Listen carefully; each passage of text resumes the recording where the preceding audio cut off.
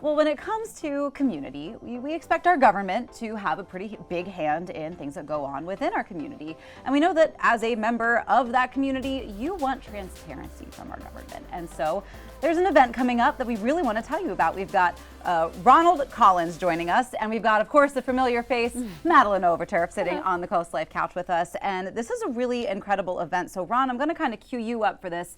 Take it away, break this down for us so folks know what's coming up and how they can get involved. Well, it all starts with Section 23 of the Delaware Declaration of Rights, which became law in 1776, on September 11th in 1776.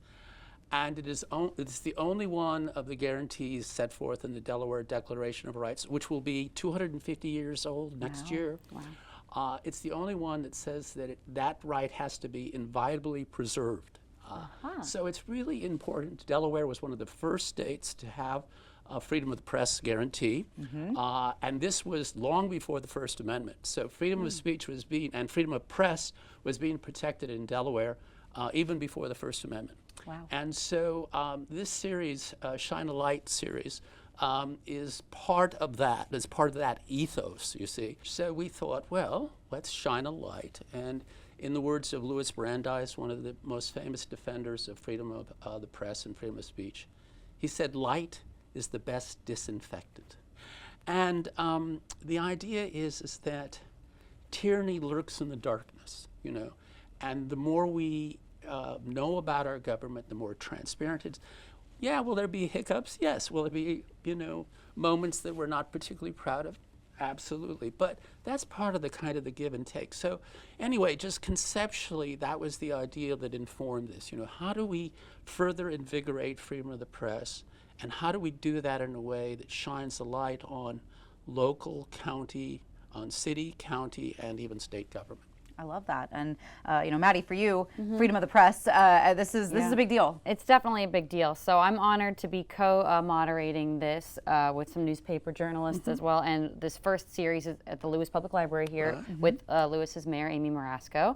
And it's going to be a kind of a Q&A format, but also the public will have a chance to ask questions. It's Thursday afternoon. And what I think is great is a lot of people who watch us, right? They see the stories we put on, and that is freedom of the press. And I always say, we're not always going to do stories that are popular, right? Yeah. Because that's just the job. There's truth and there's, you know, what's what people do and don't like around it. Exactly. And it's our role to, as Ron said, shine a light on the truth. And sometimes the truth is easy and everyone likes it, and sometimes it's not. And so what I think is great about this event, though, is it's not just us as journalists asking those questions and maybe opening up a dialogue between ourselves and, in this case, the mayor, but the public can take part as well, because that's key. If we don't have public participation in transparency, then what are we doing all this for, right? Yeah. I mean, absolutely. I think this is really going to be not only a great event, but an extremely informative event and series to make sure that the public knows what's going on and adds that level of complete transparency. So shine a light, like you mentioned, happening this Thursday.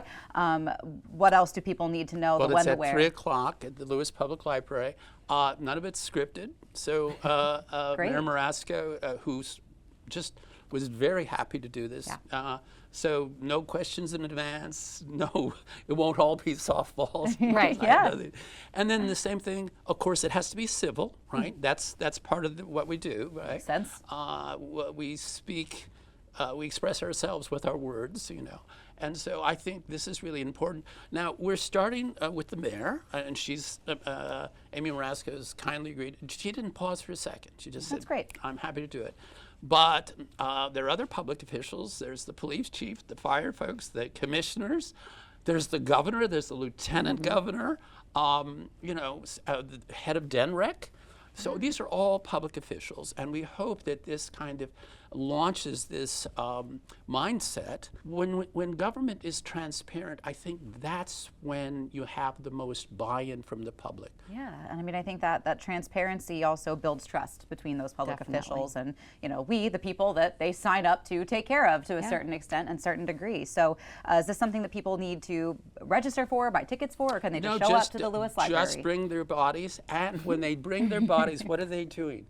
they're engaging in their First Amendment freedoms, freedom of association, freedom of assembly, freedom of the press, freedom of speech. You know, we just hope that this this Shine a Light series begins to put in momentum, give momentum to an ideal that was launched, 250 years ago. I think it's a in great, Delaware. Yes. In Delaware. First state. And a great way And to keep Lewes, that alive. the first town in the first yes, state, with all that's due right. respect to all the other towns in Delaware. As you said, Ronald, it's all coming together. Yeah.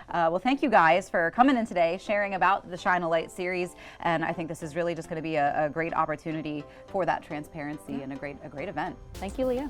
And thank you for having me. We do have to take a quick break, though, but we've got more fun, more Coast Life coming at you when we get back.